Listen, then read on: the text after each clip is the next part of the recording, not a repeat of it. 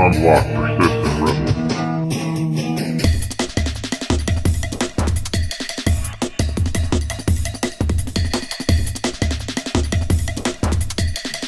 Today, the Citizen Rebel Project is Sebastian Mallaby's article, The Politically Incorrect Guide to Ending Poverty. Thank you, I appreciate the opportunity to discuss this with you. So, to just briefly summarize the article for our audience, Mallaby focuses on Paul Romer, an economist who is more or less the would-be heir of the Germanic Prince Henry the Lion, who took over a small city in the Baltics in the 12th century and created Lubeck, an economic free zone more or less, and merchant's paradise in what was formerly a war zone. Romer's idea is to create charter cities in the developing world. These charter cities would be run by today's economic superpowers, allowing the developing world to more fully develop economically and benefit from the foreign country's legitimacy, credibility, and rule of law approach to doing things. Have you ever heard of this suggestion before? We in the field have talked about these sort of ideas. And the first thing I'd like to say is that I haven't actually read any of Paul Romer's work directly. I'm only familiar with his expression of charter cities through this article. So hopefully we won't misrepresent what his ideas are. And I guess I'll have to do a little reading afterwards. One of the things that I hear often in the field, especially in the Congo, is that the locals would sometimes tell me that they wish the white man would come back. Not with slavery, but because the white man built things. They built things to last, and they were interested in innovation and progress. And they, as Africans, didn't feel that they were interested in doing the same thing. So I have heard even local Africans propose this idea of Western management of economic principles. But doesn't the West already manage a lot of the economy in the developing world? Well, that's a good point. Once you start looking at some of the structural investments in some of these developing countries, you will find that, in fact, there could be already a consortium, as discussed in the article, that takes the form of the United Nations, international humanitarian aid organizations, international financial institutions. So, in a way, you could already say that there's some sort of system in place where Western developed nations are already involved in developing the economies of some of the weaker states and the developing nations.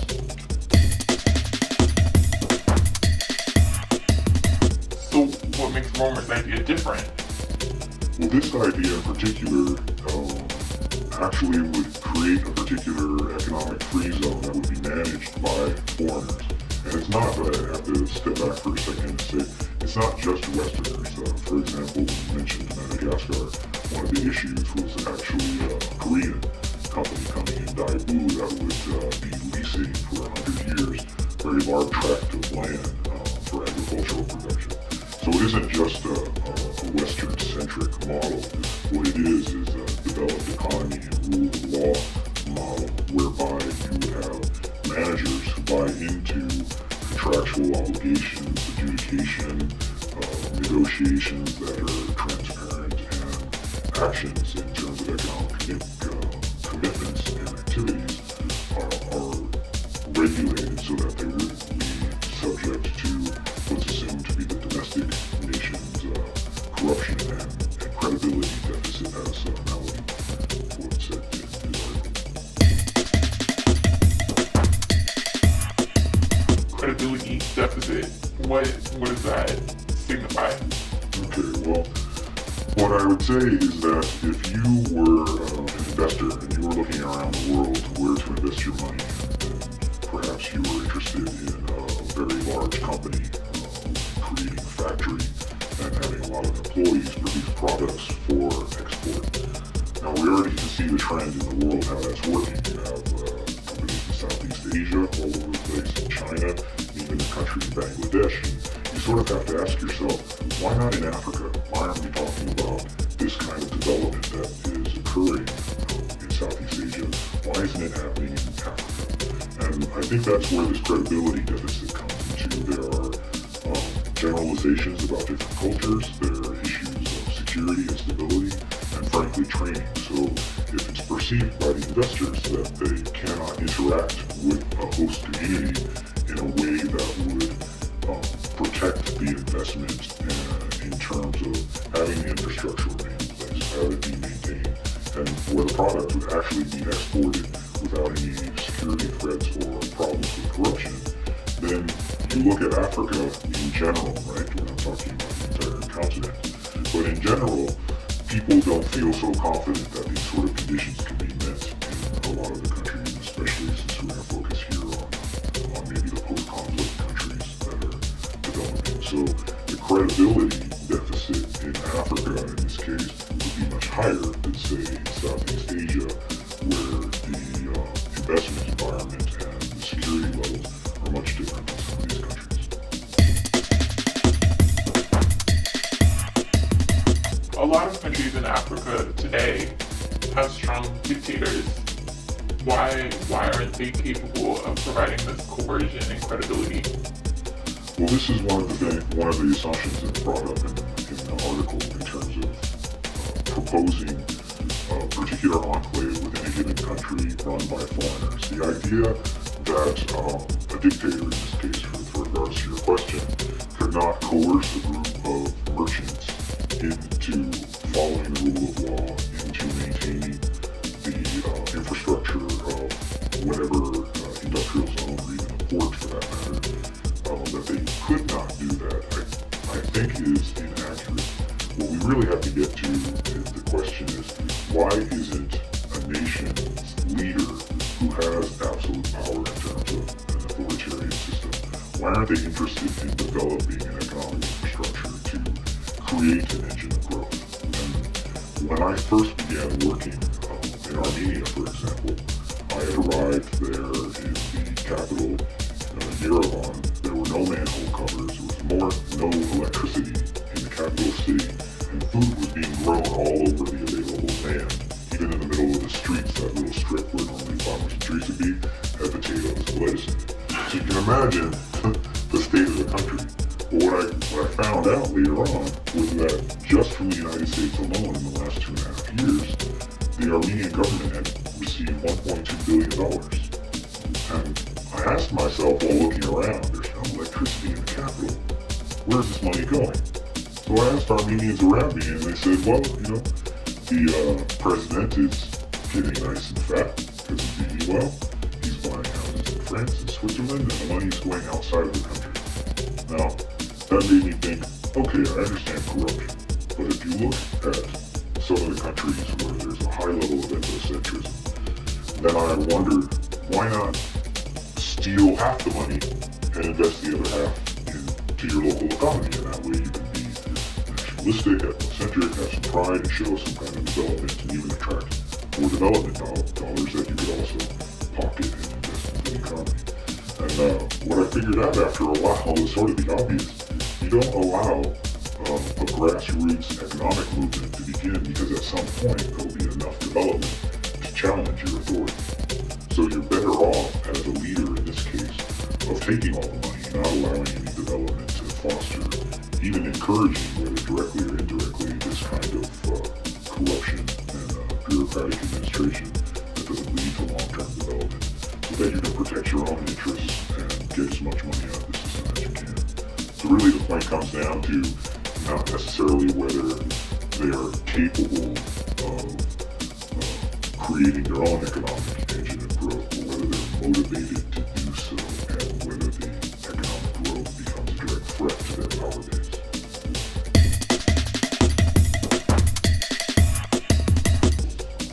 How would you motivate someone to be interested in economic growth if they're not? I see nothing in Romer's article that suggests, or not Romer's article, sorry, Mallaby's article to suggest that Romer has any idea how to foster this interest in the well-being of the people, the country, or anything else. Right. Well, these Romerplexes, as Mallaby calls them, are interesting from an economic standpoint. As an economist, Romer knows the benefit of economic free zones. You had the Baltic states after the departure of the Soviet Union, once they declared independence, create these economic free zones that became the subject of many economic papers because they were considered to be purely capitalistic market areas. The company could come in, set up shop, run their company, and logistically supply their products until the market decided there was no longer any need for these products. They would leave, and then another company would come in. And this generated a lot of wealth for the area. So the idea that the economic free zones with good regulations, protection, low tax bases, and any other obstructions to being efficient in delivering their product, we know that these are good things. Now, the Baltic republics were interested in doing that. They did it themselves. They had a history where they could develop that kind of structure and monitor it. In another country where the leader is not interested in creating wealth for the benefit of the entire nation, which would then challenge his or her power, then I'm not sure that you're going to be able to motivate such a leader with a proposal to create an enclave where foreigners would come in and manage it. Because frankly, if you look at some of the contracts between the leaders and the developed world, you can already see oil companies in poor countries.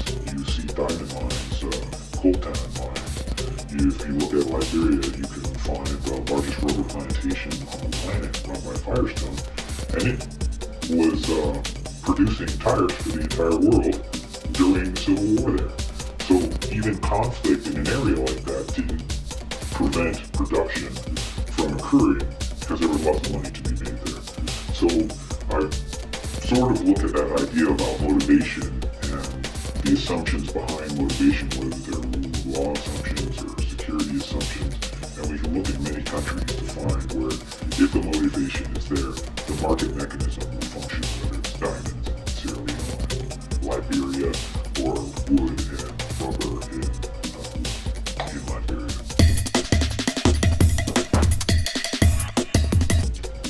Don't those examples, though, for example, the one you just gave of the rubber industry in Liberia, does not point to a negation of his argument that the rule of law is necessary for economic development?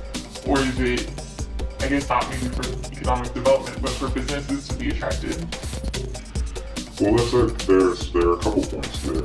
Businesses will be attracted to an environment where they can maximize their profit, whether it's a war zone, a famine zone, a failed state, or a heavily regulated state.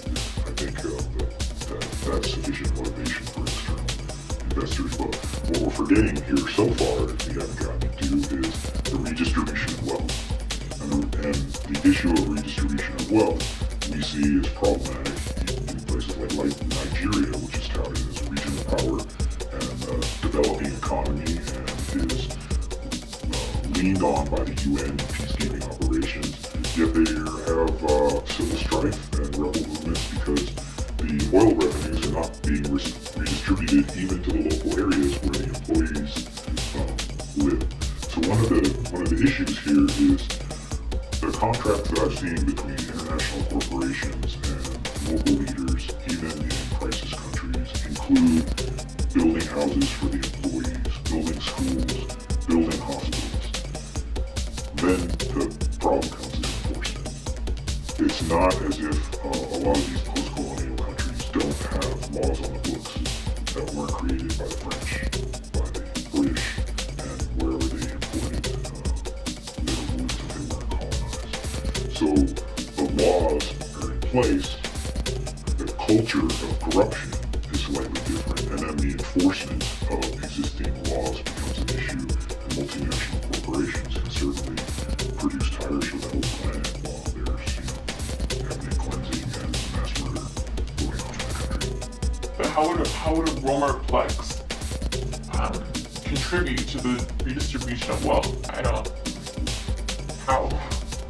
Well, that becomes the issue. That's not not addressed in this article. If you create an enclave, as has been suggested by Mallaby through Romer, if you have the rule of law, if you have easy exit and entry for international corporations that come into this economic zone, there's security and there's protection and there's little regulation, so there's incentive to make your profit. The problem then comes, what do you do from the Romerplex and the income that's derived there for the rest of the country? It doesn't address how the leaders are going to interact with those economic free zones to redistribute the wealth. And I'm not exactly convinced that the leaders in those type of countries where they already have access to many millions of dollars, whether it's $1 billion a year from petroleum companies or hundreds of millions to the World Bank, the IMF, and the international community all together, and you don't see a pattern of redistribution. You see parastatal enterprises, and I don't mean in the sense that the government is running parallel economic entities. What I mean is foreigners running parallel systems that the state should be providing in terms of services and access for the local people. So the big issue becomes redistribution of wealth. So what if you have an economic free zone? If you're not taking that money and reinvesting it into your country, then it only benefits an elite. And that would be the foreign elite that's gone there, and then the leaders in charge of the country who have been renting out that space, especially if they don't redistribute it. That doesn't end poverty. No, it does not end poverty in this case.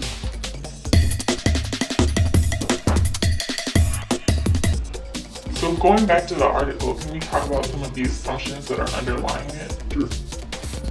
What would you identify as the major assumptions? Well, I think I touched a little bit on this notion of the absence of rule of law. If you talk about what's on paper and what's in practice, then of course we find disparity there. In paper in post-colonial societies, the Europeans who were there set up the court system. I myself have been called to court in the Eastern Congo after one of their major battles, and it was interesting for me to sit there in a Belgian courthouse with African leaders dressed up like old Europeans in their robes and wigs and asked me to defend my case. In fact, they also belittled me for wearing slippers in the room, but that's an entirely different matter, along with everybody else barefoot and wearing slippers. So I guess what I'm trying to say is that it's not an absence of laws on the books. What it is, it's an absence of a culture that believes in the rule of law, which is a precursor to industrial development. The Europeans have the same history. They went from invading armies to feudal positions and competition, the consolidation of power, the elimination of feudalism and the creation of the nation state, and then projecting power as an entire entity and industrializing.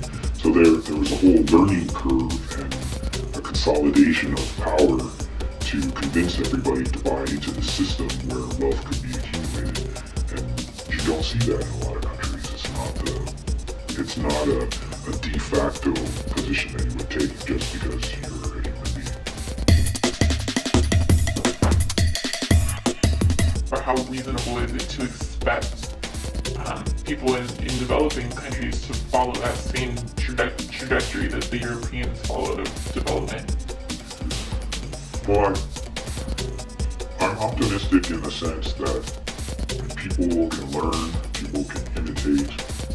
Motivation is the key.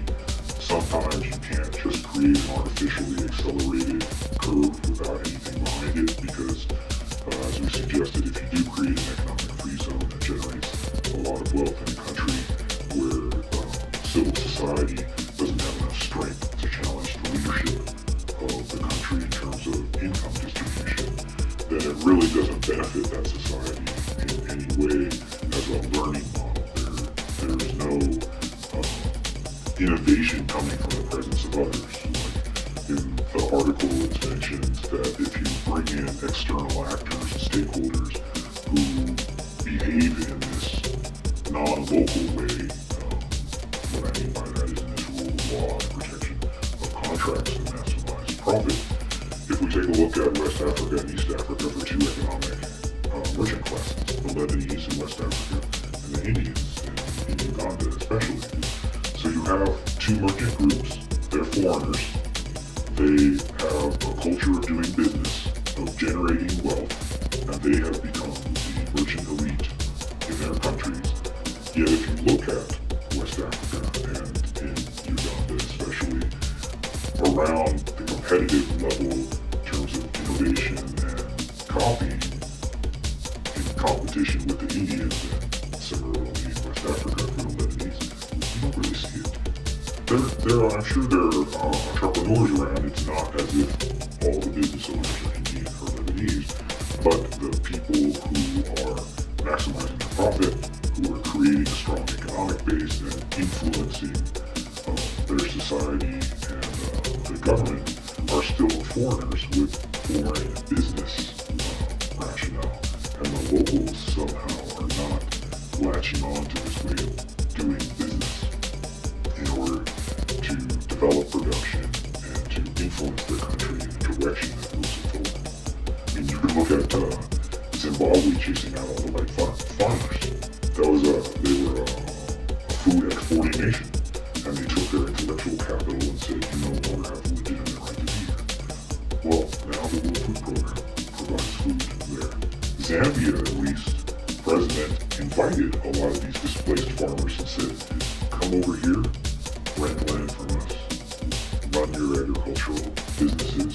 And Zambia, you can see, I don't know how long it takes for the agro-business side of things to impact an economy, but I'm sure the Romer could probably answer this himself, what the timeline would be in terms of inviting farmers, having them plant, having them produce, having them export, and how long that would take to impact the economy. Where Zambia is going to replace Zimbabwe as a food exporter and as the breadbasket.